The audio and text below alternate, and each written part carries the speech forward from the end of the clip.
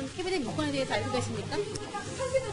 언론 보도 봤습니다만은 무슨 상황인지 무슨 내용인지 알 수가 없습니다. 수석님 재임할 때 생산된 문서라고 청와대에서는 얘기를 하는데 전혀 뭐 보시거나 이런 건 없으신 거예요? 답변 드렸습니다.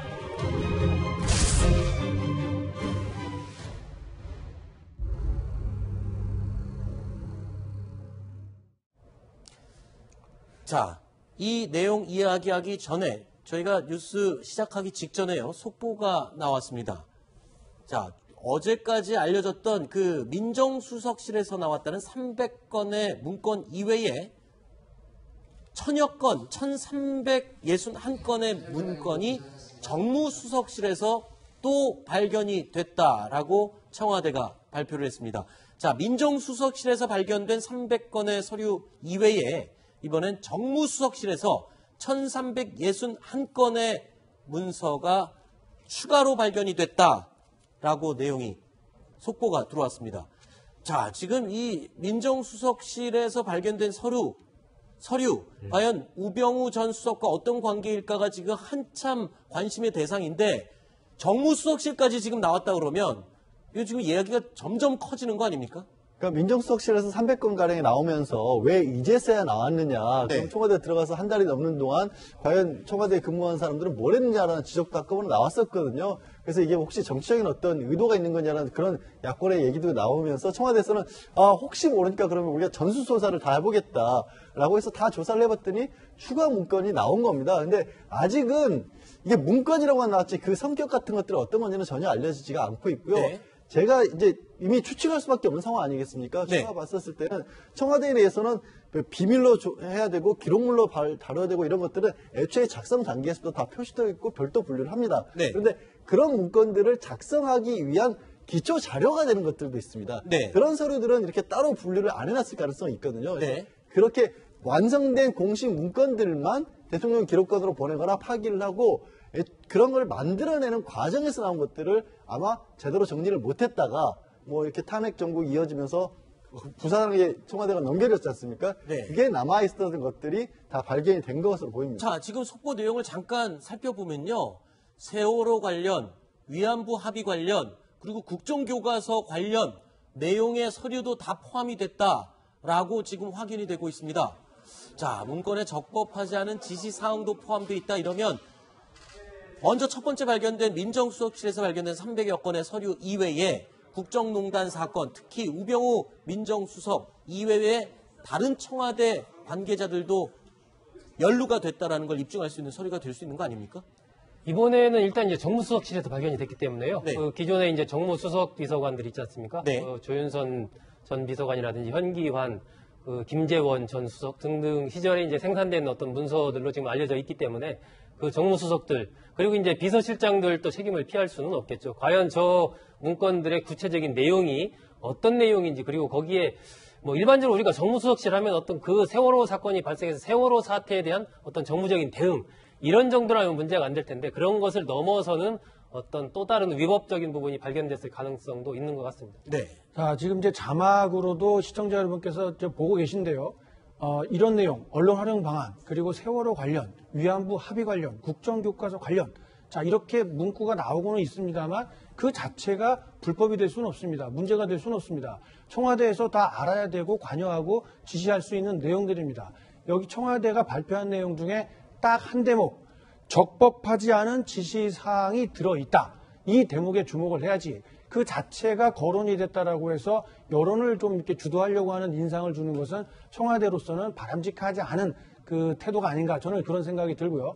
적법하지 않은 내용이 있었다면 구체적으로 예를 들어서 이런 것들이 적법하지 않았다라고 예시를 들면서 발표를 했더라면 긴박하게 생방송으로 브리핑을 해야 될 만큼 중요한 내용이었구나라고 인식을 하겠지만 1300 몇 건이 나왔다고 해서 그 자체가 문제될 수가 없고 국정교과서 문제라고 해서 그 자체가 문제가 될 리가 없는데 왜 이렇게 긴박하게 청와대가 대변인을 통해서 발표를 했어야 되는지 설명하기 위해서는 분명하게 어떤 위법적인 요소가 있었는지 빨리 밝히는 게 네. 어떤 사태를 풀어가는데 도움이 되리라고 생각을 합니다. 자, 민정수석실에서 발견된 300건의 서류도 증거로 채택이 되려면 누가 작성했는지를 밝혀내야만 증거로서의 효력이 있다. 이렇게 얘기가 나오고 있는데 저것도 마찬가지로 그런 적용이 가능한 거 아닙니까? 그 마찬가지죠. 그리고 이제 1000건이 넘는다고 하는데 네. 사실은 문건 하나하나마다 작성자가 누구인지를 밝히는 게 가장 기본입니다. 근데 네. 이제 저게 만약에 정무수석실의 이름으로 만들어진 문건 초안이었다라고 네. 확실할 수 있는 거라면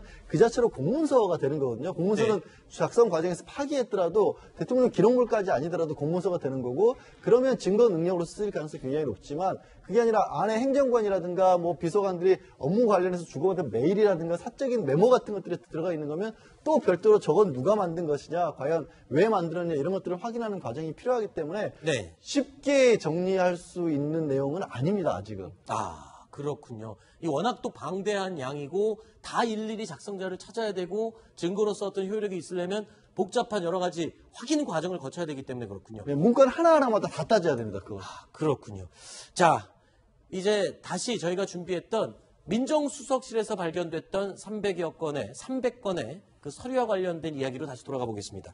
이 문건 캐비넷이요, 민정수석실에서 그대로 있었고 다시 발견된 것을 두고 조응천 민주당 의원은요, 그 이유를 이렇게 추측했습니다. 이 부분도 상당히 궁금한 부분인데요. 어떻게 보고 있는지 들어보시죠. 쓰지 않는 캐비넷으로 돼가지고 그 사무실 내에서도 저 뒤쪽으로 좀 밀려났을 거고, 그러니까 관심의 대상에서 멀어졌을 거고, 올해 청와대 정권교체가 될 때 치울 때도 그거는 관심을 기울이지 않았기 때문에 보통 지시가 자기 거는 다 깨끗이 해라 그렇게 지시가 가니까요. 그렇죠. 우병우 수석은 자기하고 관련된 것만 개인적으로 어떻게 했을 거고, 혹은 또 뭐 친한 직원들한테는 따로 얘기를 해줬을 거고.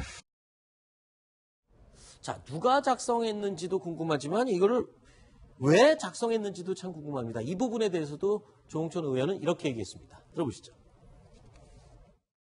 그림은 그려집니다. 자필 메모가 가장 중요하게 지금 떠오르고 있는 것 같은데, 아까도 말씀드렸다시피 자필이기 때문에 필체가 있고, 예. 또 대충 할 수 있는 사람이 특정이 되니까, 그 작성자의 상급자, 그러면 당시 비서관일 수도 있고, 수석일 수도 있고, 실장일 수도 있고, 혹은 3인방일 수도 있고. 자, 비서실장, 문고리 3인방, 민정수석 이런 사람들일 수 있다라고 하면은 사실 박근혜 전 대통령의 정권의 실세인데, 이렇게 되면은 사실상은 뭐 정권의 비호, 암묵적인 묵인 아래 만들어졌다 이런 거를 다 증명할 수 있는 자료가 되는 거 아닙니까? 이동윤 차장 어떻습니까? 그렇습니다. 뭐 당연히 그런 게 사실로 드러난다면 이건 뭐 대형 게이트로 번지는 뭐 시발점이 되는 것이겠죠. 그런데 아직까지는 아까 말씀드린 것처럼 그 어떤 것도 확인된 바가 없습니다. 공문서 형식인지 그저 자필 메모로 돼 있는 것인지 기초자료가 돼 있는 것인지 최소한의 형식을 갖추고 있는 것인지 불법적인 요소가 있는지 없는지 이런 것들이 전혀 드러난 바가 없기 때문에 이런 그 문서에 대한 성격, 그 내용 이런 것들부터 면밀히 확인이 된 이후에 책임 소재, 증거 능력 이런 것들을 따질 수가 있겠죠. 근데 또 말씀해 주시죠. 지금 뭐가 가장 큰 의미를 둘 수 있다는 뭐냐면 지금 청와대 바깥에서 무슨 일들이 벌어지는지, 예를 들어서 문체부에서 블랙리스트가 만들어지고 누가 그것들을 작성하고 이런 것들은 다 나왔습니다. 블랙리스트 명단도 나왔고. 그런데 시작이 어디서 됐는지는 예를 들어서 조윤선 장관과 김기춘 전 비서실장이었을 것이라는 정황들은 보이지만 직접적으로 누가 그런 것을 지시했다는 안 나오고 있거든요. 네. 그러니까 문영표 전 보건복지부 장관도 국민연금을 합병에 동원했다고 위죄 판결을 받았지만 왜 그랬는지는 안 나와 있어요. 그 연결고리들이 여기 청와대 내부의 문건에 찾을 수 있다면 그게 정말로 큰 의미가 되겠죠. 네. 그리고 이것이 이제 상당히 봤을 때 어쨌거나 박근혜 정부 청와대에서 발견된 첫 번째 문서이고 그 발견 장소가 청와대다 보니까 그 자체가 주는 중요성이 있는 것이거든요. 네. 그러니까 향후에 이제 특검이나 검찰에서 관련된 어떤 검토를 하고 조사를 하게 될 때 굉장히 유용한 자료가 될 수가 있는 것이죠. 네. 그런데 좀 어떻게 보면 좀 우문이 될 수 있겠지만 이 정권이 바뀌고 새로 주인이 들어왔는데 어떻게 그때 발견을 못하고 2달이나 지나서 7월 3일에 발견이 됐다. 사실 지금 그 안에 청소도 다 하고 뭐 가구 배치도 다 바꾸고 했을 텐데 이제서야 2달 만에 이게 발견됐다. 이 부분이 정말 좀 궁금하거든요. 이해가 안 되는 부분이기도 하고요. 제일 먼저 청소부터 할 거 아닙니까? 여러 가지 가능성이 있겠죠. 진짜 뭐 미처 이제 대통령이 새로 급박하게 바뀌었기 때문에 네. 어떤 정책, 그다음에 국민들에게 어떤 메시지를 줄 것인가 이런 것들 고민하다가 전 정부에서 뭐 하나도 안 남겼겠지. 근데 캐비넷을 열어보니까 뭐가 서류가 잔뜩 쌓여있긴 한데 뭐 중요한 걸 남겨놨을까? 이렇게 그냥 가볍게 넘어갔을 수도 있습니다. 그런데 시간이 지나서 한 장, 두 장 열고 보니까 거기에 뭔가 의미 있는 메시지가 들어있는 것 아닌가. 이렇게 해서 전체를 파악하다 보니까 시간이 좀 걸렸을 가능성은 배제할 수가 없고요. 그리고 어쨌든 어떤 의미가 됐건 공문서이든 아니든 간에 청와대 내 캐비넷에 보관이 됐다는 그 자체만으로도 그 문서가 갖는 중요성은 분명히 있을 것이기 때문에 앞으로 차근차근 진실규명을 하는데 좋은 자료로 활용이 돼야 될 것 같습니다. 네. 이 홍준표 자유한국당 대표도요, 지금 조금 전에 우리가 얘기를 나눴던 이 증거로서의 채택 여부에 대해서 이렇게 얘기를 합니다. 검사 출신이라서 그런가요? 한번 들어보시겠습니다. 그게 문건 문제예요. 그게 법정에 제출해 보면 증거 능력이 없었습니다. 작성의 주체도 불명하고 그걸 어떻게 증거로 삼을 수가 있겠습니까? 오죽 닦다 보면 증거 능력 없는 서류라도 좀 제출해야지 재판에 영향을 미치려고 하고 있는데.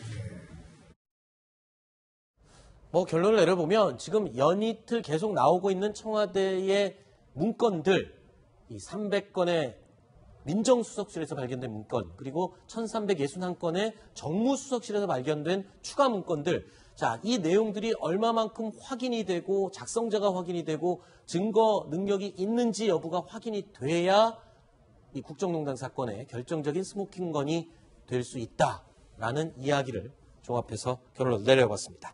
자, 5가지 이야기 나눠봤고